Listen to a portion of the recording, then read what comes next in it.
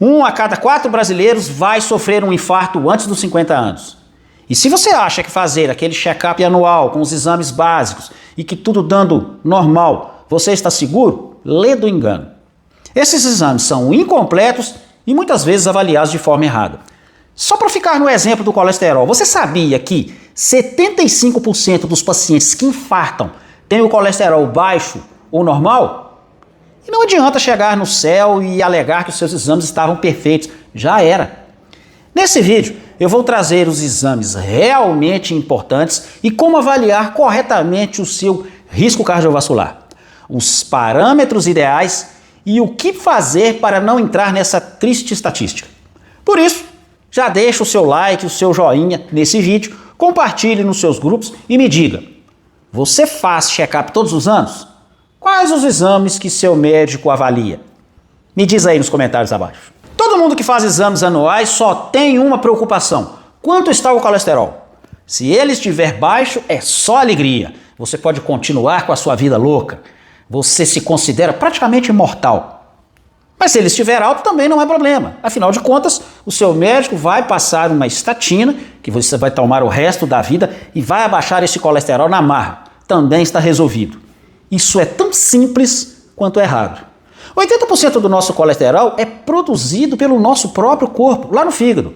Abaixar isso na marra pode trazer vários problemas, como dores pelo corpo, impotência, falhas na memória. E pior, isso não melhora em nada o seu risco cardiovascular na maioria dos casos. Então vamos aos principais exames que realmente são importantes e como avaliá-los de forma correta. Primeiro, você precisa medir o ApoB. O ApoB é um tipo de LDL, esse sim, ele é pequeno, ele é denso, ele é potencialmente oxidável e ele, se estiver elevado, aumenta a sua chance de formar o ateroma, que vai gerar o futuro infarto, o futuro AVC. O ideal do ApoB é ele estar abaixo de 80 mg por decilitro. Por que o ApoB sobe, Moacir? Na verdade, não é o churrasco, não é a picanha, não é o torresmo.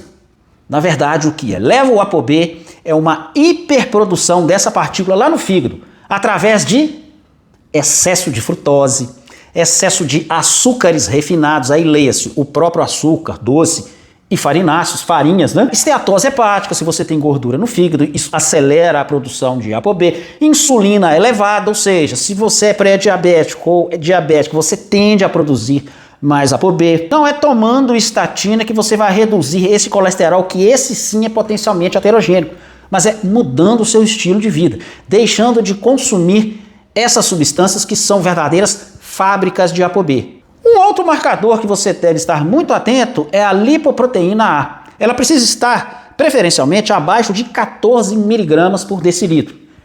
É um fator mais difícil de controlar, porque ela tem um forte fator genético. Então, se você tem geneticamente uma lipoproteína A alta, aí você tem que tomar cuidados redobrados de tudo isso que nós falamos. E avaliar também se não é devido à queda de estrogênio ou queda de progesterona. Muito comum, mulheres na menopausa, elevar a lipoproteína A. Então, muita atenção, converse com seu ginecologista se não é o caso de fazer uma modulação hormonal. Segundo exame, homocisteína. Quase ninguém se preocupa com esse exame. A homocisteína elevada é muito mais perigosa, mas muito mais perigosa do que o colesterol elevado. A homocisteína, ela causa dano no endotélio. Ela causa neuroinflamação. O dano no endotélio é onde começa a nascer o ateroma e começa a se fechar as artérias, que vai provocar no futuro infarto ou AVC. Então, aquele acúmulo de colesterol que fecha os nossos vasos, ele acontece devido ao dano do endotélio. Na verdade, o colesterol só está entrando ali para fazer o reparo. Só que se você danifica muito esse endotélio, aí maior o reparo e acaba fechando as artérias. E um dos maiores fatores de dano endotelial é a homocisteína elevada. Ela precisa estar abaixo de 8, meus amigos. E por que a homocisteína se eleva? Geralmente porque você tem uma dificuldade na metilação. Nós precisamos metilar a metionina, que é um aminoácido, e você precisa de cofatores. E geralmente quem tem a homocisteína alta está com esses cofatores baixos. Que cofatores são esses? Vitamina B12, na forma de metilcobalamina, tá? É importante que seja metilcobalamina e não cianocobalamina, porque nós precisamos metilar. Deficiência de metilfolato e deficiência de vitamina B6, melhor na sua forma ativa, que é o piridoxal 5-fosfato. Então, olha para você ver. Homocisteína alta é fácil resolver. Metilcobalamina, metilfolato e piridoxal 5-fosfato. São substâncias naturais, são vitaminas. Você faz isso em qualquer farmácia de manipulação, tá? Eu deixei as doses lá na minha lista de suplementos. Tem um suplemento lá que chama superfolato. Você vai ver as doses direitinho lá para você fazer se a sua homocisteína estiver acima de 8. Lembrando que é um fator de risco muito mais sério que o colesterol. Terceiro, marcadores inflamatórios. É a inflamação subclínica que vai oxidar aquele ApoB. Lembra que nós falamos primeiro no ApoB, que é o colesterol pequeno e denso? Ele, se não sofrer inflamação, se não sofrer oxidação, não tem problema nenhum. O problema é a inflamação subclínica. Se você estiver inflamado, esse colesterol vai oxidar e vai trazer problemas. Como você avalia que você está inflamado? Alguns exames são clássicos. PCR ultrassensível, você precisa estar abaixo de 0,5. Se você estiver acima, quanto maior o PCR ultrassensível, maior o risco cardiovascular, significa que você está muito inflamado. Ferritina também é um marcador, precisa estar abaixo de 150. Muita gente acha que ferritina é só para medir os níveis de ferro, né? Não. Ferritina alta significa dano hepático, significa inflamação alta. Fibrinogênio, a trombose e o envelhecimento endotelial é medido através do fibrinogênio. Fibrinogênio precisa estar abaixo de 200 miligramas por decilitro. E dois outros marcadores que eu gosto muito para avaliar esse tipo de inflamação e que pouca gente pede é o IL-6, que é uma citocina inflamatória, ela precisa estar abaixo de 1 picograma por ml, e o TNF-alfa, que precisa estar abaixo de 2 picogramas por ml, né? O TNF-alfa é o fator tumoral alfa. Então, essas citocinas inflamatórias, se elas estiverem elevadas, significa que seu corpo está inflamado. E aí, Moacir, fiz lá, deu tudo alto, meu corpo está inflamado. Você precisa reduzir essa inflamação, né? As maiores causas de inflamação é álcool, se você está abusando do álcool, é hora de dar um respiro para o seu fígado. Alimento processado, alimento industrializado, refrigerante, essas porcarias que você que me segue aqui já está careca de saber, mais careca até do que eu. E também se você come muita farinha de trigo, muito glúten, que é altamente inflamatório, promove a inflamação lá no nosso intestino, e se você abusa muito de derivados do leite, a caseína, que é uma proteína que está presente no leite, é uma proteína grande, é uma proteína inflamatória. Também pode ser o caso de você estar reduzindo derivados do leite para reduzir essa inflamação, se esses seus marcadores estão elevados.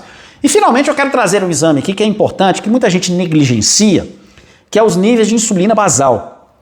Quanto maior a sua insulina, significa que você está caminhando para o diabetes, tá? O ideal da insulina, meus amigos, é abaixo de 5, tá? Abaixo de 10, dá para tolerar, mas o ideal mesmo é abaixo de 5, tá? Eu sei que lá no seu exame fala que de 3 a 23 está normal, nada de normal. Ideal mesmo é abaixo de 5. Insulina alta significa resistência à insulina e síndrome metabólica, significa que você está caminhando para o diabetes. E nada desequilibra mais o seu corpo, nada desequilibra mais o seu metabolismo do que a insulina elevada, que é causada por excesso de açúcar, excesso de frutose, excesso de farinha. Percebe? Uma simples mudança na sua alimentação vai melhorar seus níveis de insulina, vai reduzir IL-6, vai reduzir TNF-alfa, vai melhorar o fibrinogênio, vai reduzir a sua ferritina, o seu PCR ultrassensível já desinflama o seu corpo. E aquele seu ApoB que estava elevado também vai cair. E mesmo que ele não caia tanto, ele vai se oxidar menos, porque a sua inflamação vai estar mais controlada. Então percebe, não é só você medir colesterol total. Isso aí qualquer inteligência artificial faz. Deu acima de tanto colesterol, toma estatina e pronto. Não é assim. Bioquímica é muito mais complexo. Você precisa casar os exames, avaliar de forma correta os exames e dar a terapêutica correta. Não é só tomar medicamento. Não que eu seja contra medicamentos. Em muitos casos, ele é necessário. Mas na maioria dos casos, é só você avaliar de forma correta os exames, um realinhamento alimentar desse paciente, que ele vai melhorar de forma natural e não vai entrar nessa estatística de 1 a cada 4 brasileiros infartando antes dos 50 anos. Meus amigos, meu site, é www.dedidado.com.br. Tá difícil digitar? Não achou? Digita Moacir Rosa lá no Google que você encontra. Lá no meu site, conforme eu falei, tem todos os suplementos que eu uso, que eu indico. Meus cursos estão lá, minhas outras redes sociais. Não deixe de visitar o meu site. E se você não é inscrito nesse canal, não paga nada, meus amigos, é de graça. Basta clicar em inscrever-se, não esquecer de marcar o sininho, não esquecer de marcar todas. Espero que vocês tenham gostado desse vídeo, espero que tenha sido útil para vocês. E me diz aí nos comentários, seu médico pede esses exames que eu trouxe aqui para vocês? Avalia de forma correta? Já comenta aí. Um grande abraço, meus amigos. Até a próxima. Até lá.